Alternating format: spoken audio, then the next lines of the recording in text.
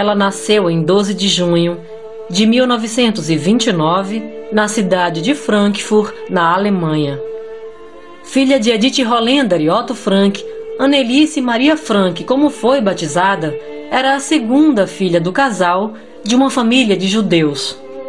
A família vivia uma vida confortável na Alemanha. No ano de 1933, o partido nazista de Adolf Hitler sai vitorioso e, ao assumir o poder, o líder alemão antissemita inicia quase que imediatamente uma perseguição violenta aos judeus. Todo e qualquer judeu era obrigado a usar uma identificação com a estrela de Davi, de modo que receberia um tratamento hostil e agressivo onde quer que chegasse.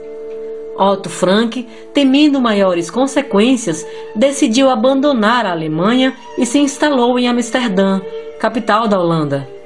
Um ano depois, toda a família já estava bem adaptada na cidade. Anne Frank, como era chamada carinhosamente pela família, e sua irmã Margot se matricularam na escola, onde Anne desenvolveu desde cedo o gosto pela escrita e pela leitura, enquanto sua irmã revelou aptidão em ciências exatas. Anne Frank sempre se destacou por ser uma criança dinâmica, desinibida e extrovertida. Sonhava em ser jornalista ou escritora. A vida parecia seguir tranquila para a família Frank na divertida e populosa capital holandesa.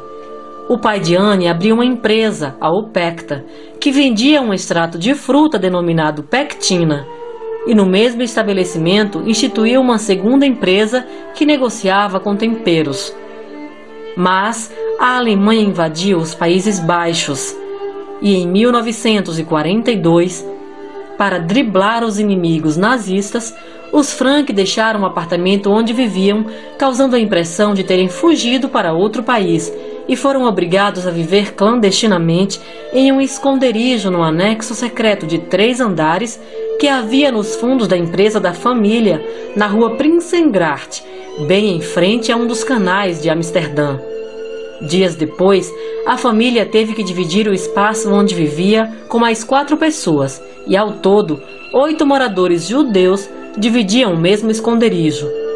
Durante o dia, a empresa funcionava normalmente, e os enclausurados eram obrigados a caminhar devagar, evitando o barulho. Pessoas que trabalhavam no local e eram amigos de confiança da família Frank auxiliaram durante o período de confinamento. Eles levavam alimentos e os mantinham informados sobre a guerra e os acontecimentos da política. Quando Anne Frank completou 13 anos de idade, meses antes de ir para o esconderijo, seu pai lhe deu de presente um diário com capa de xadrez que ela havia visto na vitrine de uma loja. E desde então, a garota passou a registrar nos mínimos detalhes todos os acontecimentos dos seus dias.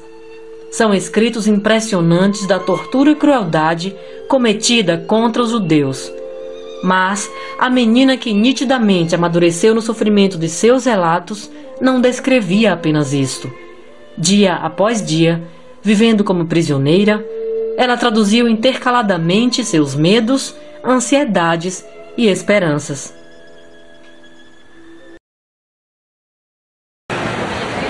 Foi exatamente aqui, nesse prédio, onde hoje é o Museu de Anne Frank, que toda a família veio morar.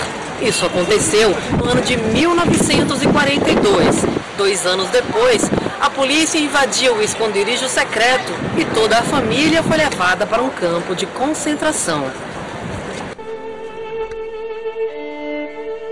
Os 8 clandestinos do anexo foram presos, além dos colaboradores que os auxiliaram. Eles foram deportados para o campo de extermínio Auschwitz-Birkenau. Os nazistas liberaram apenas os colaboradores dias depois. Retornando à empresa, Miep Gies, uma das amigas que auxiliou os enclausurados, encontrou o diário de Anne e os papéis que ela havia escrito espalhados pelo chão. Em junho de 1945, após a Segunda Guerra, o pai de Anne retornou a Amsterdã e a amiga lhe entregou o diário. Ele sabia que a esposa havia morrido, mas ainda tinha a esperança de encontrar as 2 filhas.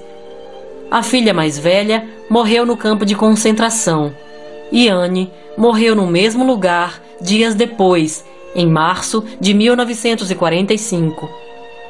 O diário de Anne Frank foi entregue a Otto, que publicou pela primeira vez em holandês em junho de 1947 e é hoje um dos livros mais importantes do século XX.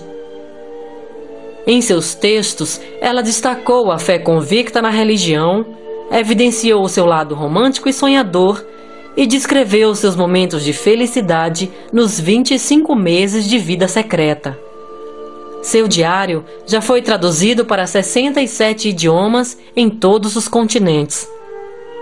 A vida da menina que morreu aos 15 anos de idade e a narração do Holocausto foram adaptados para o teatro e para o cinema.